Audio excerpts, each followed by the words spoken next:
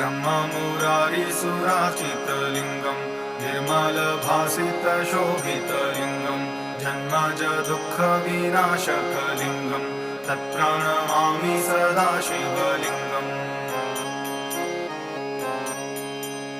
देवमुनिप्रवराचितलिङ्गं कामदहं करुणाकरलिङ्गं रावणदर्पविनाशनलिङ्गं तत्प्रणमामि सदा शिवलिङ्गम्।